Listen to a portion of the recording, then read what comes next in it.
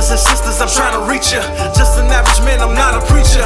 All I wanna do is tell the truth, so maybe one day he will get to you. Oh, Will and Jada.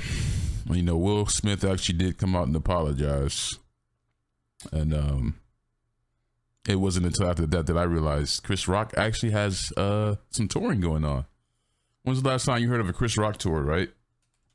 So you guys got to understand what's going on here, man. Post-pandemic, that's what we're starting to call it, because it seems like the whole world has forgotten about it.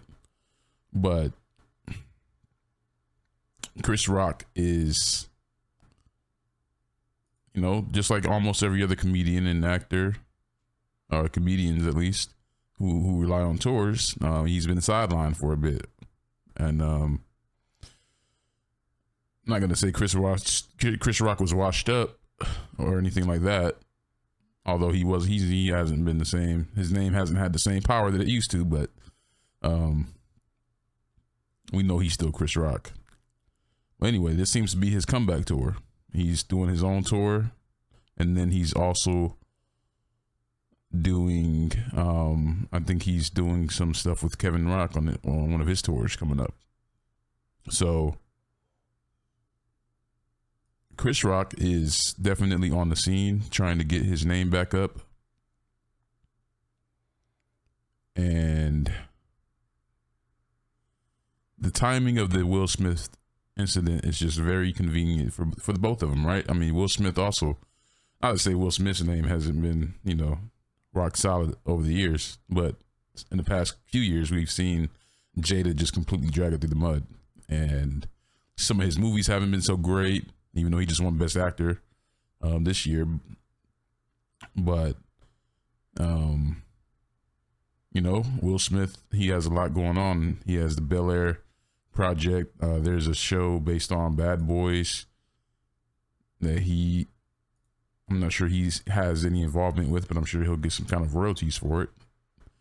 Then he has movies and stuff. So, you know, it's with all the stuff with Jada going on, you know, he needs to win back public sympathy and all that stuff.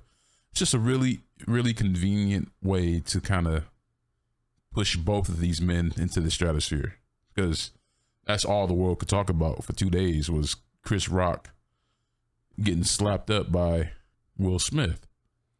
And, you know, people are like, oh, I don't understand how Chris Rock can sit there and take that. And I would have been slapping him across the face and hitting him in the back of the head with a microphone stand. You got to realize both of these men knew what was going to happen. And if you think that the people who control the Academy Awards, the Oscars, you think they don't, you think they're going to let that stuff happen on their stage with no consequences? I don't think so. You know, they knew what was going to happen. That's why they allowed it. That's why there was no security rushing to the stage or anything like that. This was all planned. You know, the Oscars needed a ratings boost. This was the first year it was produced by a black crew. They needed to get people interested in their bullshit, their circle jerk again. What better way to do it than to show something controversial and then have the person who slapped the shit out of one of comedy's legends go on to win the night's highest honor, which is Best Actor.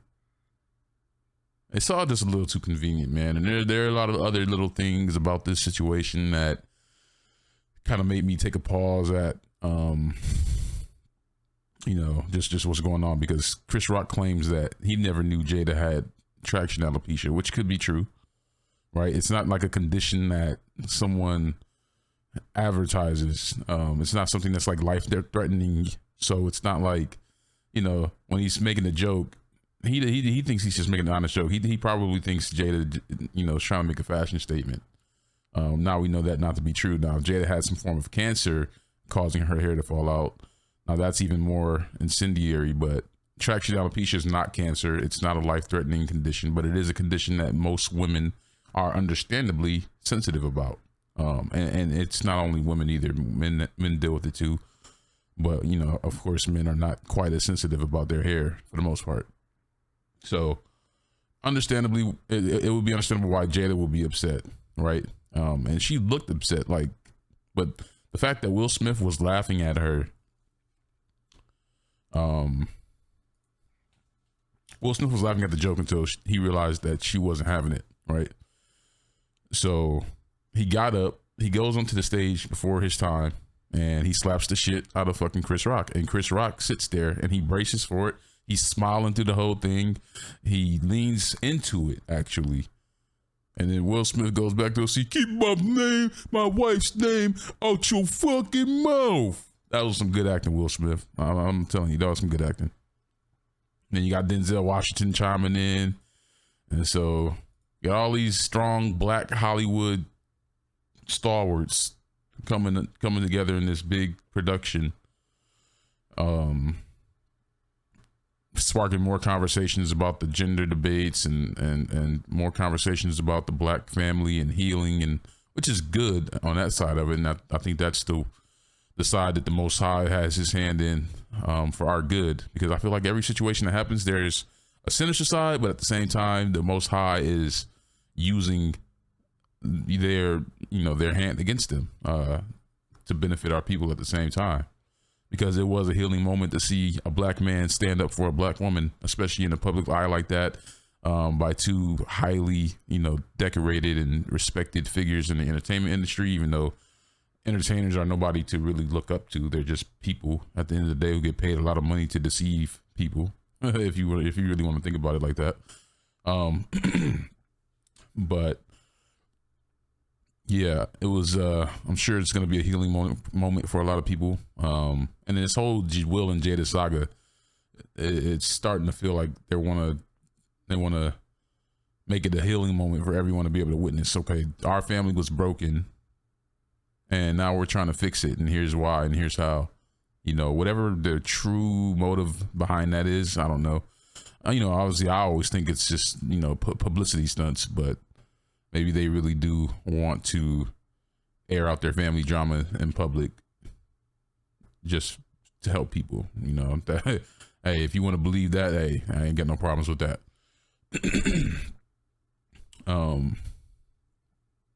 Yeah. And on Will's end, I think it was a good opportunity for him to kind of quiet all the talk about him being a punk, letting Jada walk all over him, which that hasn't changed, right? You see the sort of action he took on her behalf. So, she still has a lot of power over him in that regard, but this was kind of like a way for him to kind of win some of his power back. It's like, you know what? Maybe this is something in the past we don't know about, right? Maybe in the past, Will, because I've heard that Will talked about it in one of his books about how one of his biggest regrets was not standing up for his mom when she needed it. And so, and maybe that happened with Jada as well in the past. We don't know. We don't know what goes on behind closed doors. We like to think we know these celebrities, but we don't. So maybe this was finally Will's moment to say, you know what? Maybe that's why my wife lost respect for me all these years, because I never stood up for her, and she started seeing me as weak and pathetic and, less than a man. And so this is my way of saying, you know what, Jada, things are going to be different. I ain't gonna let nobody talk shit about you. I ain't gonna let nobody hurt you or the kids. I'm gonna be a man in front of the whole damn world. And that's good, that's good in a sense. But even Will Smith, he came out and apologized after the Oscars. He apologized at the Oscars when he won his award, but not to Chris Rock. But he apologized afterward, and it was probably at the behest of his PR team. But I feel like deep down inside, Will Smith thinks, he's really happy about what he did at the end of the day. Chris Rock, I don't know where his mind is right now. He didn't press charges.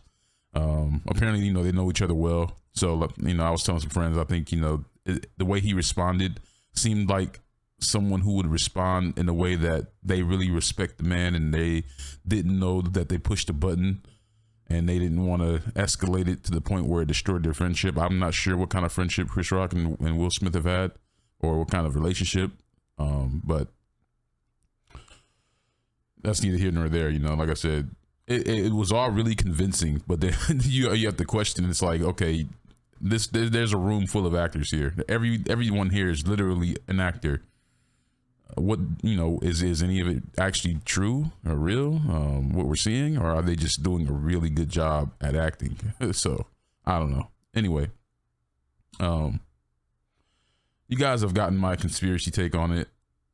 I think it's a publicity stunt to help both men. At the same time, it could be a humiliation ritual, maybe for Chris Rock. Not that he hasn't had enough of that already. I'm sure with him wearing a dress and all that. I mean, but it seems like these things expire, right? It seems like they have to kind of keep refreshing this commitment. I've seen Jamie Foxx wear dresses well into his career that, after he had already made it big time, but he's still wearing dresses. So it's like, if you want to keep, I always think like if you want to keep the gravy train flowing, you're going to have to keep pressing the button. And that button is, whatever they on, wearing a dress or doing a gay role or doing some other dumb shit. So, I always like to see past the bullshit, and I like everything that goes on in Hollywood is bullshit 99% of the time. If Will and Chris Rock are still in movies and still on stage and still huge superstars getting the best promotion after this, then it was all bullshit. Because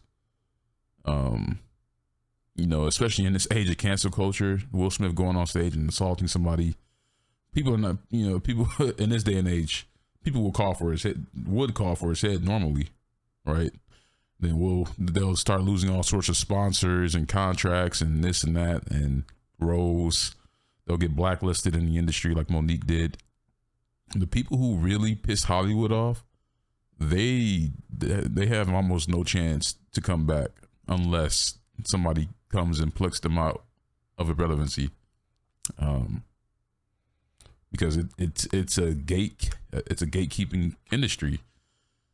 The people who control all the studios and the publishing, the distribution, all of that stuff, the advertising, they decide who gets to be the stars because they're the ones putting the stars on the screen. So if they don't want you in the public eye, you will not be. Now we've seen evidence to the contrary, right? We've seen independent filmmakers and newer startup studios kind of help others who have suffered that fate jump back into the public eye. But that's not the case always. And like I said, I just think that all this taking place at the Oscars in a time when their ratings were in a dumpster. Nobody really gave a shit about the Oscars, especially the black community. This is they have to, and they always need our input on everything. We're the ones who buoy a lot of these ratings. Black people have the most spending power. So the only way to get them to care is to put our people on. No one I knew about the Oscars, or they probably knew about it but didn't care to watch it. No one was planning on watching the Oscars because it's boring. It's usually just a bunch of white people patting themselves on the back for, in my opinion, very mediocre movies. I'm sorry, but that's just my opinion. Anyway, Oscars were irrelevant. They needed something to boost the ratings, and I think that certainly did something. People are definitely gonna probably tune in next year, see if anything might happen.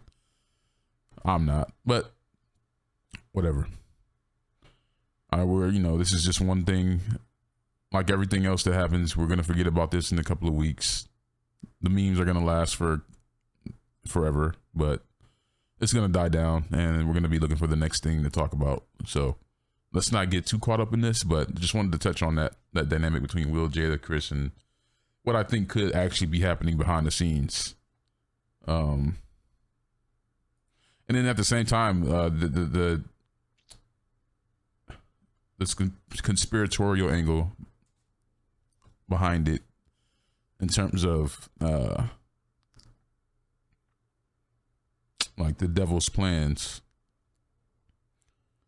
is to sow this image of the powerful black woman You know, they always say behind every strong man is a strong woman.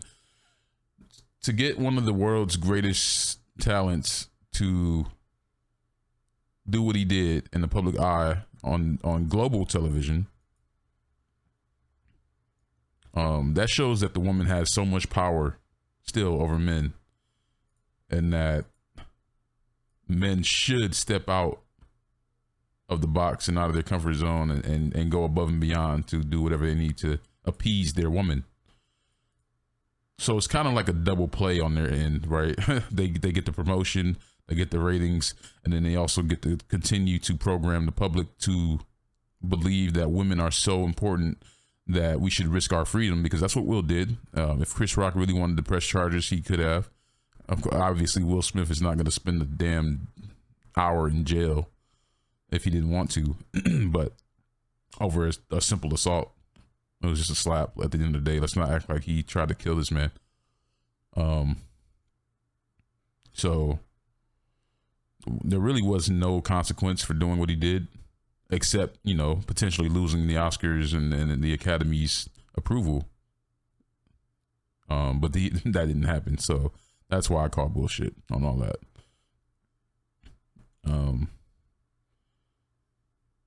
It further stereotypes black families as ones with needlessly deep emotional abuse and trauma.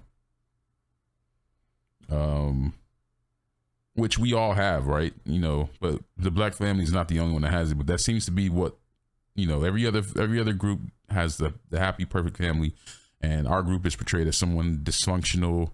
We're dysfunctional. We're violent. We don't know how to handle our business without putting hands on people and without disrespecting people. So it just keeps feeding into these negative stereotypes. It programs our minds to put all of our power into the black woman to defend her honor at all costs. Like I said, that's a double-edged sword. You know, we should be defending our women, but not at all costs, especially if that woman is in the wrong, which Jada has been over the past few years. And that's why I have no sympathy for Jada in any of this. You know, she really tore that man up inside, and you can tell. And Will Smith has some deep mental issues as a result. So I do not support Jada Pinkett Smith in any way or fashion. And you can even see it, I'm sorry, in their kids, right? I don't know their family like that, but you can clearly see that their kids have been messed up by the weird relationship that their mother and father have been carrying on all these years. So take that for what you will. But then if this traction alopecia thing is real, the Most High, he already told us that our women, it doesn't matter how much money you have, it doesn't matter how famous you are, especially if you're in the entertainment industry, because that is Satan's playground right there. So all of the rebellion we've done, our women knew that the cost of that would be their great hair. At some point, the Most High told us your hair would be a scab. It would be a reproach. You know, your hair is supposed to be your power, but you won't be able to grow it the way you want to. Even though a lot of women do grow full, luscious hair long into their life. But the older you get, it ain't going to stay that way. And some women have to deal with it from very early ages, even from childhood. And so Jada's no different, right? She's not above that curse.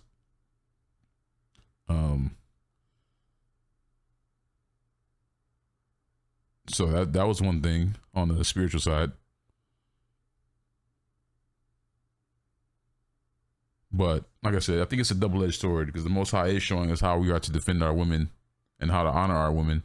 But at the same time, we have to be careful not to empower our women so much that it strips us of our authority, and that we degrade ourselves for their benefit. And if women need to be corrected, they need to be corrected. And to me, this is just another form of correction for Jada. and Will. And I think this whole saga is just playing into that hand of shifting the public's psyche about various different issues. And then the Most High does it so I can't even fathom how he comes up with these with these plans. We can't fathom anything he's thinking. His thoughts are not our thoughts, but it's just like it's like a triple entendre of a shift in consciousness. He's showing us things on multiple fronts with one event that literally lasted 30 seconds. It was a 30-second altercation, and it showed us so much about the state of this world, from how we reacted to it to just everything. It showed us issues. It allowed us to look in the mirror in the Black community and show us the deeper meanings behind our relationship issues. It was a healing moment. It was a moment of ridicule, and at the end of the day, they still get their payday. They're still in the wicked society, but the Most High is using them for His will, and that's what I love about the Most High, is that He can use anybody. Doesn't matter who it is. You could be the lowest of the low, the highest of the high. He is going to use you in ways that you didn't even know possible, and that you never even thought about. No matter who you are, the Most High is going to use you, because He knows everything about everything that we're thinking about and that we were going to do before we even thought about doing it. You think everything that you're going through is at your own will? No, I'm sorry. Your life was ordained before you even stepped foot on this earth, whether you know it or not. And I'm pretty sure Will and Jada didn't think that they would be used like this in this time. And what's crazy is that they're still just a small drop in the bucket compared to everything else that's going on around us. And it's just crazy to think about. And we're only 3 months into 2022. What's going to happen next? I wonder. It's a big movie, y'all. It's one of the most entertaining movies I've ever seen.